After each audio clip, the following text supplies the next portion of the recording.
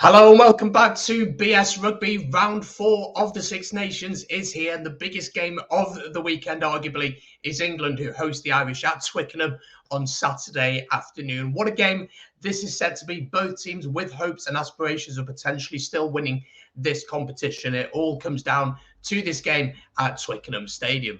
Here is my preview and predictions ahead of the game. As always, if you do go on to enjoy, I'd massively appreciate it if you could like the video, comment your predictions down below, and of course hit that subscribe button. It's free to do. We're trying to hit 3,000 subscribers by the end of the Six Nations. With your help, we can do it. Of course, as it is a huge game and all the games in the Six Nations, we're going to be doing a watch long for this one. We'll be going live at about 4:30 with kickoff at 4:45. There's a link in the description down below, in the I button and in the comments as well. Hit that link and you'll be notified of when we go live. Let's have a chat then about 2 weeks ago. Of course, we had a break last week. Ireland, of course, they had to welcome Italy, and they managed to get a win, of course, at the Aviva, winning that one by 57 points to 6, while England beat Wales. They won that one by 23 points to 19. So both teams come off wins. As I said at the start, they both have aspirations of potentially winning this competition. But if we look at recent results, well, last time out these two teams faced was, of course, at the Aviva in the Six Nations 2021, with Ireland winning that one by 32 points to 18. The game prior to that saw England winning by 18 points to 7. And that was in the Autumn Nations Cup of 2020. In the Six Nations 2020 saw England win by 24 points to 12. Then back in the Rugby World Cup warm-up game in 2019, England won that by 57 points to 15. And then in the Six Nations 2019, Ireland losing at home heavily by 32 points to 20. In fact, Ireland haven't won at Twickenham since 2018 when they beat England in the Six Nations of 2019, winning that one by 24 points to 15. So it's been a few years since they've managed to get a win at Twickenham. Let's have a look at the teams, and this is what's been announced, of course. This is what we know so far, and of course we'll chat about a couple of the individuals. So starting with England, the home team, this is how they line up. Freddie Stewart starts at fullback with Jack Nowell and Max Malings playing on the wing. Henry Slade plays at 12. Joe Marchant comes into the centre, with Harry Randall and Marcus Smith keeping their places at 9 and 10. In the front row, then, Ellis Genge, Jamie George and Kyle Sinclair playing the front row. Maro Itoje is at 4. There are some doubts about him.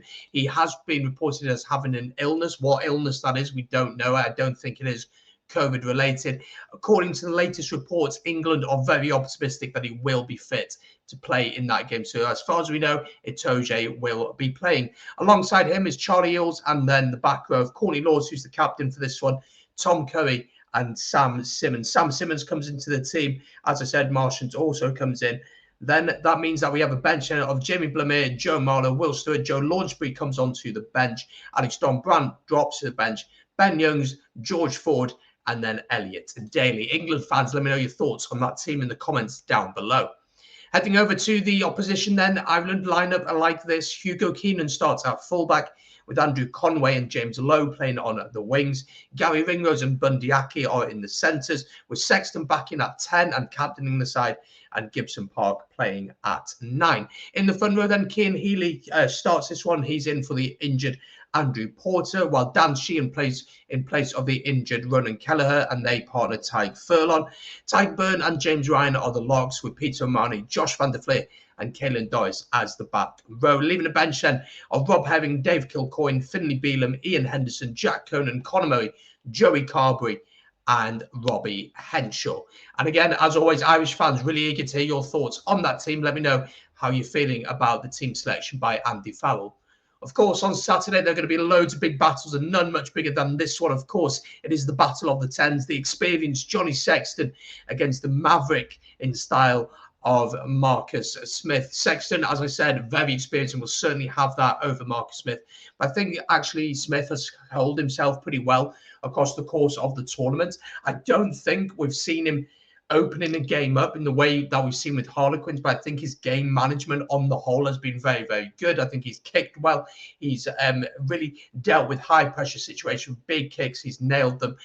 If I was an England fan, I would want to see him with ball in hand, dictating the game a little bit more, running the game a little bit more, and having a bit more of a go. I'd like to see that. Is the game against Ireland the one to do that?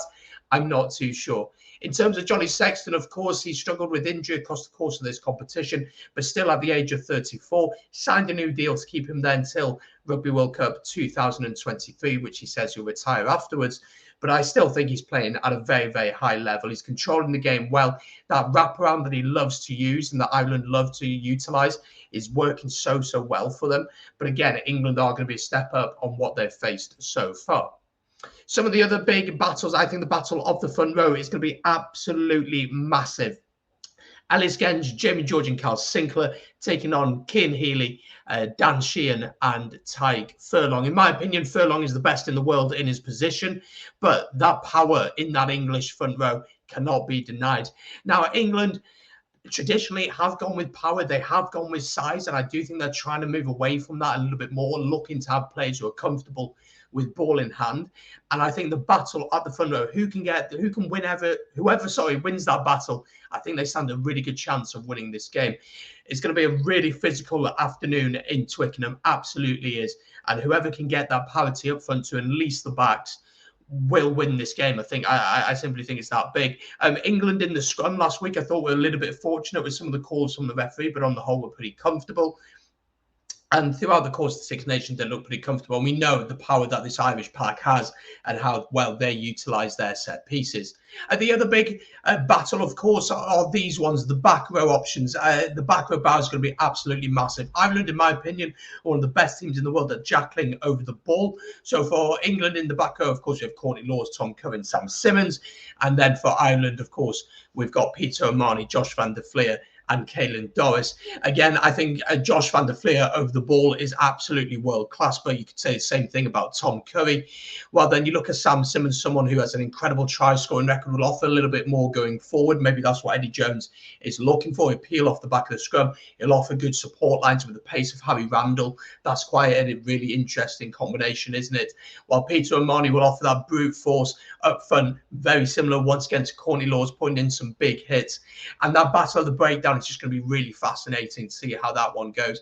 I would say that Ireland probably have the upper hand if you consider the likes of Tadhg Beirne, but for England, Maro Itoje showed 2 weeks ago against Wales that he's more than capable of being a nuisance at the breakdown. So how do I see this one going? Well, I think it's going to be an incredible game. It's going to be really, really tight. I think there's going to be a lot of bruised bodies on Sunday for sure. And I think it's going to be a tight, good old test match. If I had to give a prediction, I think Ireland do go into this one as favourites, although Eddie Jones said they're going as hot favourites. I'm not too sure if that's right, but I do think Ireland go into this one as favourites. I just don't feel like England have quite clicked yet in this competition. Against Wales, if Wales had their brains on in that first half, and as a Welshman, it was painful to watch, we would have won that game. And then for Ireland, though, against Italy, they got the job done, but there were moments in the game where they were very stagnant, didn't look like they had many ideas, very sloppy, a lot of errors, but they did get the job done. And we saw in the opening weekend against Wales how good they can be. But I am going to stick with my feelings. I do think that Ireland are going to win this one. They're going to win by 3-5. I think it's going to be really, really close. So I'm going to back Ireland to win this one by, I don't think it'll be particularly high scoring. I'm going to say 20 points to 17. I don't think we're going to have many tries in this one. I think it's going to be a big battle up front. So just before we go, don't forget about this one then, the watch along for England against Ireland, going live at about 4:30 with kickoff at 4:45. And if you have enjoyed this video, massively appreciate it if you could like, comment and subscribe. And of course, follow my socials, all linked down below. Thank you very much for watching. I hope you've enjoyed the rugby over the weekend, and I'll see you soon here on BS Rugby.